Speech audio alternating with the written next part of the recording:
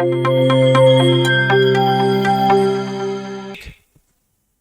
इसी पॉइंट को पहले लेके आऊंगा, फिर हम धीरे धीरे ग्रेजुअली बढ़ेंगे इसमें कि नंबर के आधार को लेकर के हमें क्या करना चाहिए।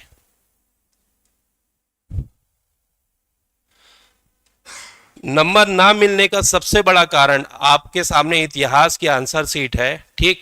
ऐसे और भी मेजर सब्जेक्ट है आपके सामान्य अध्ययन के, फिर तो पीजी लेवल के सोशियोलॉजी रहेंगे, फिलॉसफी के भी रहेंगे, ठीक है। अगर आप प्रश्न के अनुरूप कुछ भी नहीं लिख रहे हैं तो आपको नंबर नहीं देगा। एक नागालैंड के बारे में आपका दिया गया था 30 वर्ड्स में क्वेश्चन कि नागालैंड में किसे रानी की उपाधि दी गई थी, ठीक है। तो बहुत सारे लोग जो रहे सीधा रानी लक्ष्मीबाई के बारे में लिखना शुरू कर दिए, ठीक है। तो आप रानी गौडुन्नियों को पूछा जा रहा है और आप लिख क्या रहे हैं, रानी लक्ष्मीबाई के बारे में बता रहे हैं, क्या वो आपको नंबर मिलेगा? नहीं मिलेगा। सम्राट अशोक की धम्म नीति पर प्रकाश डाले, ठीक।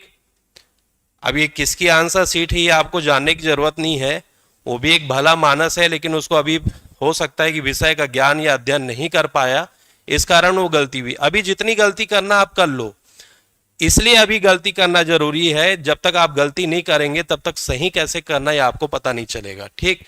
तो पहला नंबर क्यों नहीं मिलते बच्चों को, उसका पहला कारण है कि प्रश्न के अनुरूप कुछ भी व्याख्या ना की जाए। अब यहां पर लिखा हुआ है सम्राट अशोक की धम्म नीति पर प्रकाश डाले। अब उनका हृदय परिवर्तन हो गया, ग्रह मोक्ष अनुग्रह की नीति अपनाई गई, धम्म की नीति कहा गया। अब आप कहां पूछा जा रहा है अशोक के बारे में, आपके धम्म नीति के बारे में, आप सीधा कूद करके चले जा रहे हैं भाई समुद्रगुप्त की नीतियों पे, क्या वहां पर आपको नंबर मिलेगा? नहीं मिलेगा, ठीक। तो ये गलतियों को नहीं करना है। दूसरा, अगर आप देखेंगे इसमें दूसरा कारण जो नंबर ना मिलने का होता है, इस व्यक्ति ने लिखा सही है, लगभग 8 नंबर का आपका है, आधा नंबर भी उसको मिला हुआ है यहां पर, ठीक है। ये नंबर की संरचना में थोड़ा सा अगर मैं सुधार कर दूं लिखने के तरीके में तो इसका नंबर बढ़ जाएगा। पहला, प्रश्न के अनुरूप आपको लिखना है। दूसरा, लिखने का एक या उत्तर प्रस्तुतिकरण का तरीका होता है। और ये मान के चलिए पूरे भारत के जितने भी स्टेट सिविल सर्विस है, उन सभी स्टेट सिविल सर्विस में आपके राज्य का जो मुख्य परीक्षा का पैटर्न और उसमें उत्तर पुस्तिका की जांच के लिए जो एक मांगा जाता है ना, मांग क्या होनी चाहिए, बिल्कुल अलग है। इसको समझना सबसे ज्यादा जरूरी है। क्वेश्चन है गुप्त काल भारत के विद्वान और उनके योगदान पर लिखिए। कई लोगों ने तो सम्राटों के बारे में कहानी शुरू कर दी थी इसमें। सीधा पहले प्रश्न को पढ़िए, पूछ क्या रहा है आपसे, वो स्कॉलर्स के बारे में पूछ रहा है। अब ये स्कॉलर्स जो आएंगे जिन्होंने उस युग को स्वर्ण युग में बदला, ठीक है, वो क्या हो सकते हैं? आप इसको लिखने का तरीका थोड़ा बदल देंगे तो एक नंबर आपका इसमें बढ़ जाएगा। कैसे लिखे भाई? अब स्कॉलर्स होंगे, उनका एरिया होगा, विद्वान होते हैं हर अलग अलग क्षेत्र में होते हैं भाई। कोई अपने विज्ञान यानी साइंस टेक के क्षेत्र में देखेंगे, आर्यभट्ट हो गए आपके, वराहमिहिर हो गए, ठीक है, ब्रह्मगुप्त हो गए। दूसरा देखेंगे बड़ा पार्ट जो आता है स्कॉलर्स का, वो क्या आता है आपका? कला साहित्य का क्षेत्र आता है, ठीक। आप अगर इसी उत्तर को, ये उन्होंने लिखा यही है, लेकिन इस फॉर्मेट में अगर आप डाल देंगे आपका एक नंबर वहां पर बढ़ जाएगा, ठीक। तो नंबर नहीं आने का पहला कारण, आप जो पूछ रहा है उसको ना पूछ करके दूसरी चीज को लिख रहे हैं। दूसरा कारण, आपको पता तो है उसमें लिखना क्या है, लेकिन उसकी संरचना या उत्तर प्रस्तुतिकरण का तरीका थोड़ा आपका सही नहीं। मैटर तो आपका सही है, कंटेंट सही, लेकिन उसको रिप्रेजेंट करने का तरीका आपका सही नहीं है, तो आपको नंबर उतने नहीं मिलेंगे। लेकिन अधिक नंबर जो 4 बार मेंस दे चुके हैं, 2 बार इंटरव्यू दे चुके हैं, या फिर डीसी की दौड़ में जो लगे हुए हैं, ये चीज उन बच्चों के लिए बहुत ज्यादा जरूरी है। आपको आंसर फ्रेमिंग करना आना चाहिए। आपके पास विषय की समझ आ गई है, परिपक्वता है, इतिहास अच्छे से जानते हैं, तो उसको प्रस्तुत करने का तरीका आपके लेखन शैली में उसको क्या करना जरूरी है, ठीक।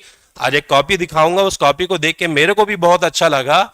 जिस बच्चे की भी कॉपी है, बहुत अच्छा उसने आंसर राइटिंग की है। एक व्यक्ति की अच्छी चीज है, यहां बैठे हुए अगर सभी लोग उसको भी अगर अप्लाई कर लेंगे तो आपको भी फायदा होगा। बहुत सारे बच्चे बोलते हैं ना कि कहां से लिखना, कैसे खत्म करना है, उस कॉपी के माध्यम से आपको बताऊंगा। और कुछ चीजें इसमें अब देखिए ये नंबर है, ये अधिकांश सभी बच्चे जो है उतना बेहतर नहीं कर पाए। आपका 100 वर्ड्स का क्वेश्चन था, सरदार वल्लभ भाई पटेल को भारत का बिस्मार्क क्यों कहा जाता है। ठीक, तो पहले बिस्मार्क जैसा जो व्यक्ति है ये ऑटो वान आपका बिस्मार्क है, जिसने जर्मनी को पूरे आपके प्रिंसली इंटीग्रेशन का अपना योगदान दिया था। सेम वैसे ही एक देखा जाए हमारे भारत में सरदार वल्लभ भाई पटेल का भी वही कार्य रहा है, इसलिए इन्हें भारत का बिस्मार्क कहा जाता है। भारत में पहली सबसे बड़ी जो अगर आप स्टेच्यू देखेंगे, जो स्टेच्यू बनाने का दौर शुरू हुआ था इसी व्यक्ति से शुरू हुआ।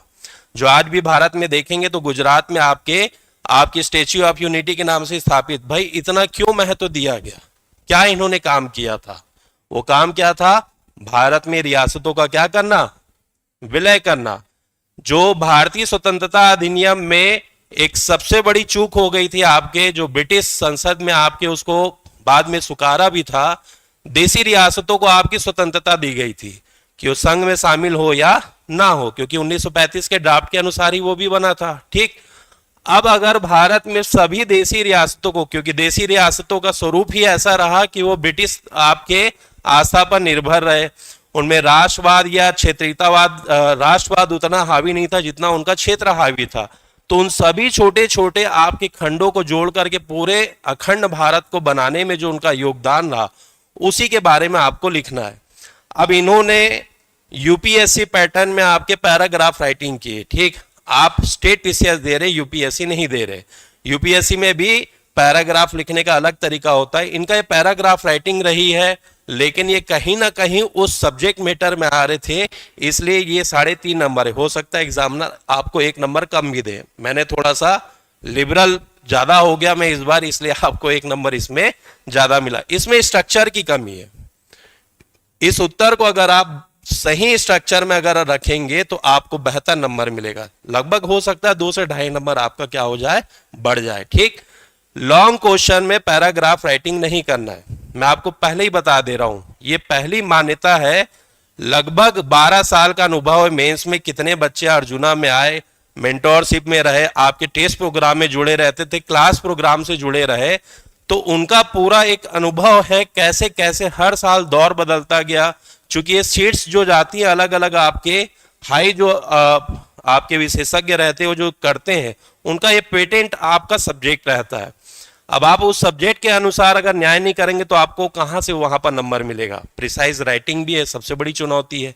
तो स्ट्रक्चर पे ध्यान देना जरूरी है, खास तौर पे आपके 100 वर्ड्स में। ठीक है, इसमें एक और है, देखिए अब आप इस आंसर शीट को देख रहे हैं, इसको कहा जाता है पेज सेटिंग। प्रकाशन में एक बहुत बड़ा शब्द होता है हमारे लिए, जो आप करंट पढ़ते हैं इतनी वैज्ञानिक तरीके से बनी रहती है कि आप कहीं भी ट्रेन में जा रहे हैं, मेरे ख्याल से पढ़ने वाला अगर 6 घंटा भी अगर मन से पढ़ेगा तो 110 पेज की 120 पेज की करंट को पढ़ लेगा, चाहे प्रकाशन की दूसरी भी बुक क्यों ना हो। ठीक, ये होता है एक पेज सेटिंग का तरीका इन्होंने। अच्छा, ये पेज सेटिंग उन बच्चों के लिए भी बहुत लाभदायक है जिनके पास थोड़ा सा विषय का ज्ञान कम है, जो कम लिख कर भी नंबर पा सकते हैं। ऐसे कई रहे हैं जो आपके सेलेक्ट हुए जिनकी स्पीड कम रहती थी या अपना नॉलेज कम रहा उनमें। कई तो ऐसे इंजीनियरिंग ट्रेड से आए रहते जो कभी फिलॉसफी भी नहीं पढ़े रहते थे, वो इस रणनीति को अपनाते हैं। आप ब्रह्म समाज लिखे ये एरिया को छोड़ दीजिए, आपके पास जगह कम है, आप वही लिखेंगे, लेकिन आप कैसे लिखेंगे, अर्ध वाक्य या सरल वाक्य में लिखेंगे। ये आंसर शीट देखने से एग्जामिनर को थोड़ा सहूलियत होती है। उसके पास भी 2000 आपकी सीट रहती है, वो भी इंसान है, वो भी पजल्ड हो जाता है। घर परिवार की दिक्कतें उसके सामने, सर्विस की भी दिक्कतें हैं, ये काम उसके लिए कोई उतना बड़ा योगदान नहीं देता, बहुत नॉमिनल ही चार्जेस मिलते हैं उनको आपकी कॉपी चेक करने के लिए। ठीक, तो अगर आप एस फॉर्मेट में भी चल रहे हैं तो बहुत अच्छा फॉर्मेट है, इसके माध्यम से भी आप अपने नंबर को बढ़ा सकते हैं। खास तौर पे जिनकी हैंडराइटिंग खराब है, मैं बार बार बोल रहा हूं, कई लोगों की कॉपी में लिखा हो हैंड राइटिंग में 10% सुधार हो जाए, क्योंकि उनके शब्द जब गति से लिखते हैं तो वो का जब खा हो जाता है, कब घा कब बा हो जाता है, उनको भी नहीं पता चलता, और उसी में बहुत बड़ी गलती होती है। तो जिनकी हैंड राइटिंग में भी थोड़ा सा वो है, तो वो ऐसी जगहों को छोड़ करके लिखने का प्रयास करें, आपके नंबर बढ़ेंगे। ठीक, तो तीसरा आधार है सुंदर प्रस्तुतिकरण करके, बढ़िया पेज सेटिंग करके भी आप अपने नंबर को बढ़ा सकते हैं। ठीक, ये देखिए उसी की सीट है ये, बकायदा आर्य समाज, तो ये कॉर्नर आपका खाली जा रहा, प्रार्थना समाज उसका कॉर्नर खाली है, रामकृष्ण मिशन का जो आ रहा खाली। ये व्यक्ति ने जितना लिखा है, जिसने पूरा पेज में भी वही लिखा है, दोनों को सेम मिलेंगे, लेकिन ये फायदे में रहेगा क्योंकि ये कम जगह में अपनी पूरी बातों को बेहतर तरीके से वहां क्या कर ले रहा है, प्रस्तुत कर ले रहा है। इसको बोलते हैं थोड़ा सा खरगोश की नीति, जो थोड़ा सा चालाक होकर के जो है अपने कम जगहों में भी बेहतर कैसे प्रस्तुतिकरण कर सकता है। ठीक।